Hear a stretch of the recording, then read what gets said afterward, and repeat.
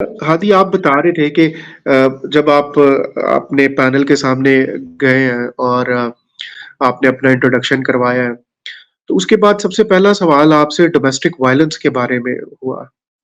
लेकिन क्योंकि मेरे साथ पहला क्वेश्चन इस तरह हुआ क्योंकि हमें जो बताया जाता है कि आप अपना इंट्रोडक्शन जिस लाइन पे एंड करेंगे, अक्सर क्वेश्चन आपको वैसे ही स्टार्ट होते हैं। जबकि मैंने अपने इंट्रोडक्शन के लास्ट में उनको बताया कि माय फेवरेट पर्सनैलिटीज़ आईजीकेपी के नासिर खान दुरानी साहब। मुझे ये था कि पुलिस के रिलेटेड मुझसे क्वेश्चन होंगे। जब उन्होंने मुझसे पूछा कि आप मुझे बताएँ डोमेस्टिक वायलेंस में क्राइम अगेंस्ट वुमेन्स के हैं। बिस्मिल्लाहिर्रहमानिर्रहीम जी, मैं अली अवैस बांट बिल्डिंग न्यू पाकिस्तान से आज हमारे साथ मेरे बहुत ही dear fellow just like my younger brother to me और मुझे बहुत खुशी हो रही है आज अब्दुल हादी को अपने साथ इंटरव्यू के अंदर देख के आज अब्दुल हादी हमारे साथ मौजूद है। इनकी selection as a sub inspector police हुई है बैच 7 के अंदर। हादी, हम आपको आज के इंटरव्यू के अंदर वार्मली वेलकम कहते हैं। जी, जी sir. Thank you so much. Thank you so much. अच्छा हादी, सबसे पहले मुझे ये बताएँ कि आपको सब इंस्पेक्टर पुलिस बनने के बाद कैसा लग रहा है? क्योंकि मुझे पता है कि जब आप तैयारी कर रहे थे तो आप बहुत ही ईगर थे और बड़ा पैशन था इस यूनिफ़ॉर्म जॉब को लेने के लिए। तो जब आप अब सब इंस्पेक्टर बन गए हैं, तो अब आपको कैसा लग रहा है? जी, जी सर, सर बहुत मुझे खुशी हुई है कि मैं एज़ अ सब इंस्पेक्टर मेरी अपॉइंटमेंट हुई है। सर जैसे ही मेरा यूनिवर्सिटी में लास्ट सेमेस्टर था तब से मैंने अपना ज़हन बना लिया था कि मैंने अपनी आफ्टर ग्रेजुएशन पुलिस को एज़ अ सब इंस्पेक्टर पहले जॉइन करना है। मेन टारगेट मेरा यही था और मेरी ड्रीम जॉब है और शुक्र अल्हम्दुलिल्लाह अल्लाह ताला ने मुझे इससे नवाज़ा है और आई एम सो हैप्पी। वो बंदे बड़े फॉर्च्यूनेट होते हैं कि जो उन्होंने ड्रीम किया होता है, वो उनको मिल जाता है। जी सर और अल्हम्दुलिल्लाह मेरी फर्स्ट अटेम्प्ट थी एज़ अ सब इंस्पेक्टर और कॉम्पिटिटिव एग्ज़ाम्स में मेरी फर्स्ट अटेम्प्ट थी और लोग सेकंड हुँ। अटेम्प्ट, थर्ड अटेम्प्ट में जाके सिलेक्ट होते हैं और अल्लाह ताला ने मुझे फर्स्ट अटेम्प्ट में एज़ अ सब इंस्पेक्टर मेरी जॉइनिंग हुई। मुझे नवाज़ा। बिल्कुल ऐसे ही है, बेशुमार लोग हैं जो आपके साथ बैच 7 में सिलेक्ट हुए हैं, लेकिन उनकी सेकंड या थर्ड ट्राई थी, बिल्कुल इस तरह से है। और एक जी, चीज़ जी। जो आपकी बात से मैं मेंशन कर सकता हूँ कि क्लैरिटी ऑफ माइंड बड़ा ज़रूरी है टू गेट द सक्सेस। जैसे आपने बताया कि आप अपने आखिरी सेमेस्टर से ही आपने फ़ोकस कर लिया था। आपने प्रिपरेशन स्टार्ट कर दी थी एसआई पुलिस की, तो तभी उसने पे बैक किया और आप अपनी पहली अटेम्प्ट के अंदर ही आपने क्वालीफाई कर लिया। जी, अच्छा, जी। हादी का मैं थोड़ा-सा हादी के बारे में बता दूँ कि हादी जो है he is basically from Lahore और इन्होंने सिविल इंजीनियरिंग की है यूआईटी लाहौर से और उसके बाद इनकी selection as a SI police हो गई। अच्छा हादी, मुझे ये चीज़ बताइएगा, फिर हम फॉर्मल आपके इंटरव्यू की तरफ जाएँगे कि क्या आपसे इंटरव्यू में पैनल ने सवाल किए, क्या डिस्कशन हुई? क्या लोगों के रवैये चेंज हुए हैं जब से आपने यूनिफ़ॉर्म को पहना है या रवैये वैसे ही हैं? सर लोगों के रवैये बहुत चेंज हो जाते हैं। जब आपको कोई भी डेज़िग्नेशन कोई भी आपको ओहदा मिलता है अच्छा-सा, वो लोग जो आपके पास से गुज़र जाते हैं और आपको देखते तक नहीं, वो अचानक आपके पास आते हैं, आपको कहते हैं कि सर अपना नंबर दें, अपना काइंडली नंबर शेयर करें।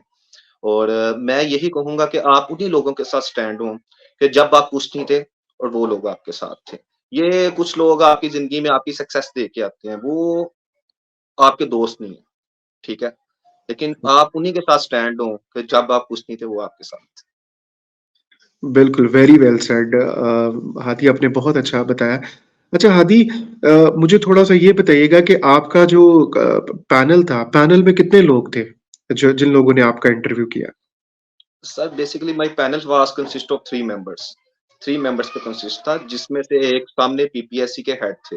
पीपीएससी के मेंबर थे अब्दुल जब्बार शकील साहब और उनके लेफ्ट साइड पे मैडम थी जिनका बैकग्राउंड पुलिस से था, वो एसएसपी थी और एक लॉ बैकग्राउंड से थे। 3 मेंबर्स पे मेरा पैनल कंसिस्ट ठीक है, ठीक हो गया। अच्छा, इनमें से आपसे आप जब इन पैनल पे जाने से पहले, इन पैनल ने क्या डिस्कशन की? एक सवाल बड़ा इम्पोर्टेंट है, आज मैं पहली दफ़ा अपने इस इंटरव्यू के अंदर आपसे पूछने लगा हूँ। सब इंस्पेक्टर से इससे पहले ये सवाल नहीं पूछा। लेकिन कुछ जो मेरे स्टूडेंट्स हैं, जब वो इंटरव्यू देने के लिए गए सारी चीज़ें, तो मैंने जब उसका एनालिसिस किया तो कुछ मेरे स्टूडेंट्स अच्छा परफ़ॉर्म नहीं कर सके इस वजह से कि उन्होंने अपने इंट right from right before their interview जो टाइम था, उसको उन्होंने अच्छी तरह से मैनेज नहीं किया। आप मुझे बताइएगा कि आप अपने इंटरव्यू में अपीयर होने से पहले जब बाहर वेट कर रहे थे, तो आपने उस टाइम को कैसे मैनेज किया? सर, मैंने उस टाइम पे अपने एक पॉज़िटिव अप्रोच ये रखी थी कि अपने आप के साथ पॉज़िटिव सेल्फ टॉक की थी। तो मैंने कहा था कुछ भी है ना सर, जिस तरह के मेरे इर्द-गिर्द थे, मेरे से जो पहले भी किया है कैंडिडेट था, सर वो ना जो भी बाइट आता था ना उनसे, उसके पीछे भागते थे कि क्या क्वेश्चन पूछा आपसे, क्या क्वेश्चन पूछा है? और इसी तरह ना लोगों में एक हाइप क्रिएट हो जाती थी। वो आके मेरे से यार इसका आंसर क्या है? वो साथ वाले के पास चले गई, इसका आंसर क्या है? इसका सर ये नुकसान है कि आप जो मेंटली तौर पे प्रिपेयर्ड हुए होते हैं ना, जो आपने अपनी प्रिपरेशन की होती है, आपको फिर उसपे सैटिस्फैक्शन नहीं होती कि यार मैं अंदर जाऊँगा, मुझसे भी इस तरह का क्वेश्चन पूछ लिया। लेकिन हम लोगों को ये चीज़ अंडरस्टैंड करनी चाहिए कि मैं अगर मेरा बैकग्राउंड है सिविल इंजीनियरिंग से, तो उसका बैकग्राउंड है पॉलिटिकल साइंस से, वो थर्ड का बैकग्राउंड है, लॉ बैकग्राउंड है। तो हमें अब उनके अकॉर्डिंगली नहीं चलने चाहिए, अपने आप के साथ पॉजिटिव सेल्फ टॉक करें कि यार मैं अपनी प्रिपरेशन के साथ सैटिस्फाई हूँ और मैंने अब अपनी पूरी प्रिपरेशन के साथ बैठा हूँ, उनके बाद मैंने नहीं उठ के लोगों के पीछे भागना।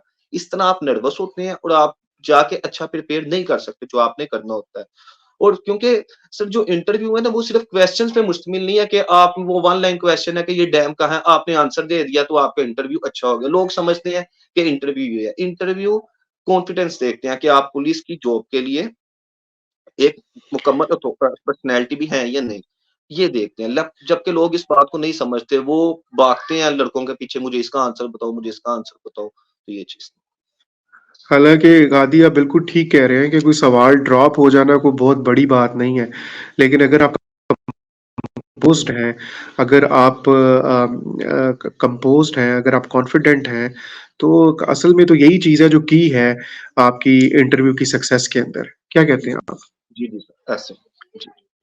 अच्छा, हादी आप बता रहे थे कि जब आप अपने पैनल के सामने गए हैं और आपने अपना इंट्रोडक्शन करवाया है, तो उसके बाद सबसे पहला सवाल आपसे डोमेस्टिक वायलेंस के बारे में हुआ। तो सर ये अगर फीमेल फीमेल एसएसपी बैठी हुई थी तो क्वाइट सरप्राइजिंग नहीं है, उनसे ऐसा सवाल एक्सपेक्ट किया जाता है, लेकिन वो सवाल क्या था और आपने उसको कैसे आंसर किया? सर देखिए क्योंकि मेरे साथ पहला क्वेश्चन इस तरह हुआ क्योंकि हमें जो बताया जाता है कि आप अपना इंट्रोडक्शन जिस लाइन पे एंड करेंगे, अक्सर क्वेश्चन आपको वैसे ही स्टार्ट होते हैं। जबकि मैंने अपने इंट्रोडक्शन के लास्ट में उनको बताया कि my favourite personality is IG के पीके नासिर खान दुरानी साहब। मुझे ये था कि पुलिस के रिलेटेड मुझसे क्वेश्चन होंगे। जब उन्होंने मुझसे पूछा कि आप मुझे बताएँ डोमेस्टिक वायलेंस में क्राइम अगेंस्ट वुमेन्स के हैं, तो मैं भी सरप्राइज़ था कि मेरे से फर्स्ट क्वेश्चन इस तरह। फिर सर मैंने उनको वही बताया कि जो हमारी सोसाइटी में है कि वुमेन्स को उनकी इनहेरिटेंस से डिप्राइव किया जाता है। उनको उनके विरासत के राइट्स नहीं दिए जाते। उनको हायर एजुकेशन से डिप्राइव रखा जाता है कि आपने आला तालीम हासिल नहीं करनी। आप जिस तरह हम अपने रूरल एरियाज़ में चले गए, वहाँ पे ये कांसेप्ट नहीं है। आला तालीम से रोका जाता है और ज़्यादती की जाती है लड़कियों के साथ अक्सर घरों में। तो सर इस तरह मैंने उनको बताया, फिर उनको मैंने जो 1-2 वाक़यात हुए थे पीछे नूर मुकद्दम केस, इसके बारे में हमने डिस्कशन की। तो उन्होंने कहा ठीक, ये इसके बाद जी। मेरा ख़्याल है कि मैडम का ये सवाल पूछने का की वजह भी ही यही थी कि शायद उस टाइम के ऊपर नूर मुकद्दम केस वाले केस की काफ़ी हाइप थी।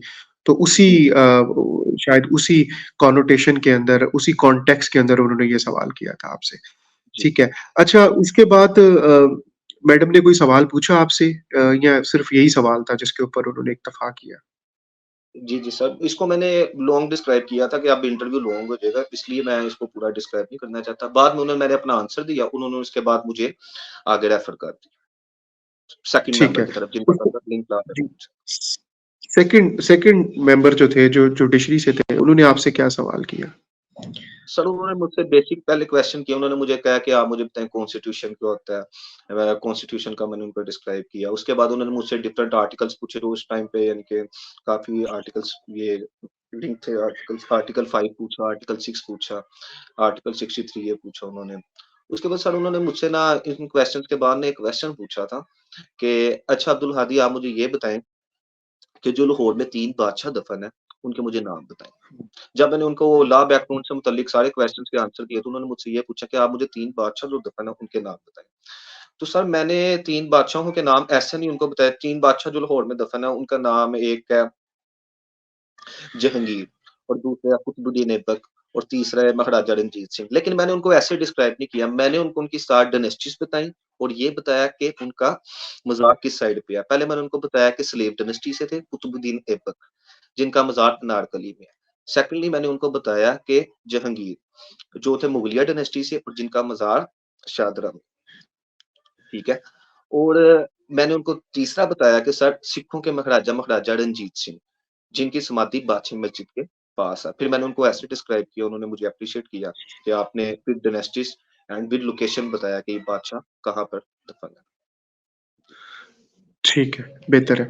अच्छा अब मुझे पुराना टाइम हो गया लेकिन मुझे याद है कि जब आप का इंटरव्यू हुआ था और आपने शेयर किया था, तो मुझे याद है कि आप कह रहे थे कि अली भाई उन्होंने तो जो है वो साइंस के ऊपर ही मेरे से सारे सवाल पूछते रहे हैं। तो वो साइंस के से रिलेटेड उन्होंने क्या सवाल पूछे आपसे इतने ज़्यादा?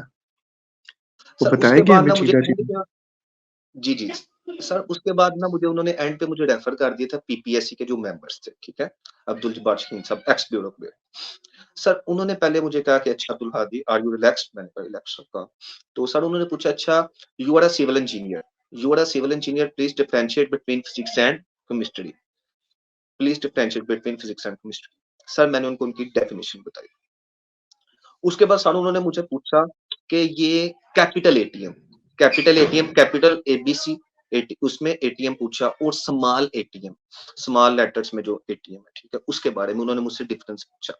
जिसके बारे में सर मैंने उनको बताया कि जो कैपिटल एटीएम है, सर वो ऑटोमेटिक टेलर मशीन है उसकी एब्रीविएशन, और जो स्मॉल एटीएम है, स्मॉल एबीसी में कैपिटल में लिखा होता है एटीएम, उसकी एब्रीविएशन है एटमॉस्फेरिक प्रेशर।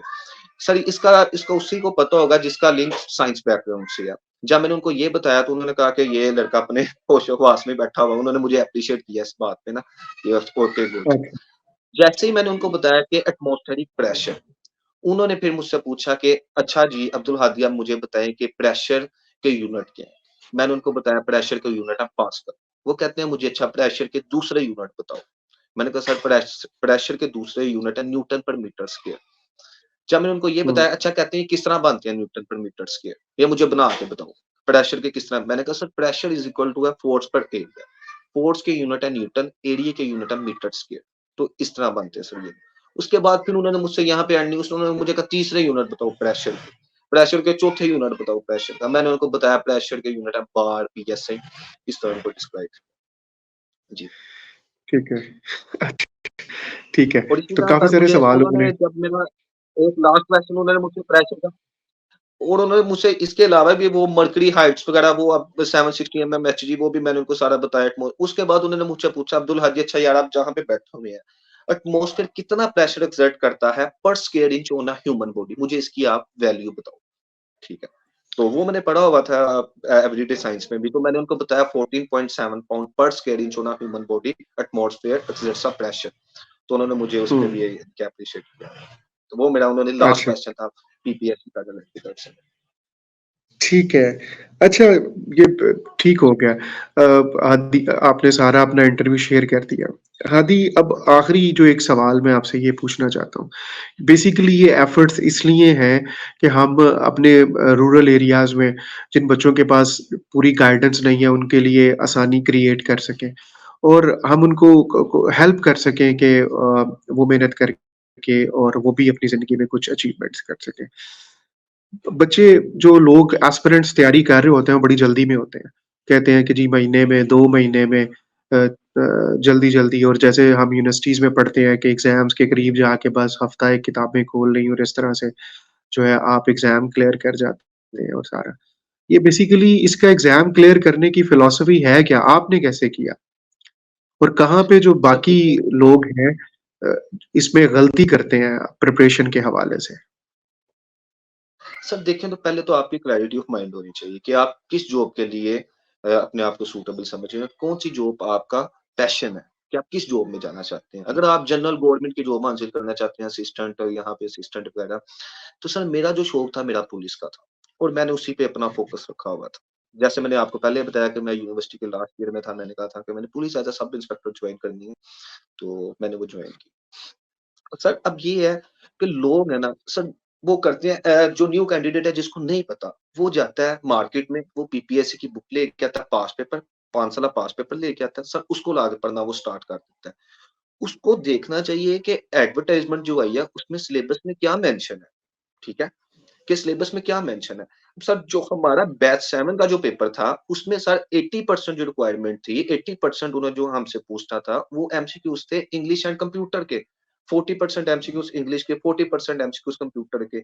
और ड्यूरिंग प्रिपरेशन कुछ लोगों ने मुझसे कॉन्टैक्ट किया, वो बता रहे हैं, "हादी भई मैं पीपीएससी की बुक ला रहा हूँ, मैं उसको पढ़ रहा हूँ और मैंने हाफ बुक पढ़ ली है।" और मैंने उनको कहा, "भई क्या फ़ायदा पढ़ने का? आप उसमें पढ़ रहे हो डैम्स, लेक्स, माउंटेन्स, रिवर्स और आप अपने आप को लेके आपने सब इंस्पेक्टर का पेपर देना है, आपने उसका सिलेबस देखा है कि इंग्लिश है, उसमें कंप्यूटर है।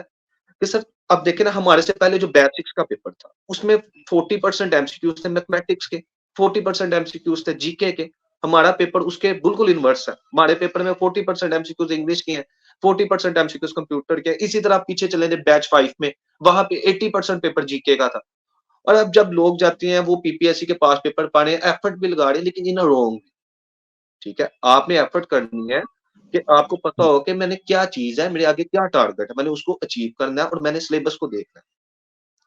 तो sir 40% MCQ English and 40% MCQs computer के थे। अब मेरा यही जो न्यू एस्पायरेंट है, उनको यही मशवरा है कि आप देखें कि आगे मॉडर्नाइज़ेशन हो रही है, जो भी फोर्सेस है, अगर आप देखें सब इंस्पेक्टर एफआईए देखें, सब इंस्पेक्टर पंजाब पुलिस देखें, जहाँ भी सीट्स आ रही हैं फोर्सेस की, वहाँ पे computer is a main part, ठीक है? क्योंकि आगे हम हुँ। टेक्नोलॉजी की तरफ जा रहे हैं, तो कंप्यूटर मेन पार्ट है और इसी के साथ-साथ इंग्लिश भी एक मेन पार्ट है, वो भी आपको उस पे भी ग्रिप होनी चाहिए। तो जो लड़के थे मेरे साथ जो दोस्त थे जिनको नहीं था पता सर वो पढ़ रहे थे, वो जब मैंने उनको कहा कि यार आप देखो कि आप इंग्लिश पढ़ो, सिनोनिम्स पढ़ो, एंटोनिम्स पढ़ो, इडियम्स पढ़ो, वन वर्ड सब्स्टिट्यूशंस पढ़ो, सेंटेंस स्ट्रक्चर अपना पढ़ो क्योंकि आपके 40% एमसीक्यूज़ इनके हैं। और आज वो मेरा शुक्रिया अदा करते हैं कि हादी भाई आपने हमें सही टाइम पे गाइड किया है, हाँ, वरना हम तो एक सही लॉकडाउन में लगे हुए थे। जी, ऐसे ही है, ऐसे ही है। चले तो हादी आपने सबसे पहले आपके अपना सिलेबस देख लो, सिलेबस ठीक थे, है? उसका सिलेबस बिल्कुल। आपने सिले आपका कहने का मतलब है कि आपने सिलेबस के साथ खुद को अलाइन्ड रखना है और आपने डेडिकेशन के साथ ये महीना 2 महीने में ये कोई इस तरह की गिद्दड़-सिंगी नहीं है कि महीना 2 महीना आपको एम्पली 6 से 8 महीने चाहिए इसको तैयार करने के लिए। ऐसे ही है? जी, जी सर। जी, आदि आपके टाइम का बहुत शुक्रिया, बड़ा अच्छा लगा है आपसे जो है एक कैंडिड इंटरव्यू करके, तो होप्स हो कि ये बाकी जो दोस्त हैं उनको भी अपने प्रिपरेशन के अंदर एसआई की प्रिपरेशन के अंदर भी और इंटरव्यू के को क्लियर करने के अंदर भी बहुत हेल्प आउट करेगा। पर्टिकुलरली जो आपने बताया है कि जब आप इंटरव्यू से पहले जो टाइम है वो बहुत ही इम्पोर्टेंट टाइम है। उसमें आपको खुद को रिलैक्स रखना चाहिए, अपने साथ पॉज़िटिव सेल्फ टॉक करनी चाहिए, बजाए इसके कि आप हेस्ट में उस इंटरव्यू को अपने ऊपर हावी कर लें। तो बहुत शुक्रिया और बहुत जी, सारी दुआएँ हैं आपके नए करियर के लिए। अल्लाह ताला आपको कामयाब करे और आपको पाकिस्तान जी। को सर्व करने की हिम्मत दे। बहुत शुक्रिया। Thank you so much. Thank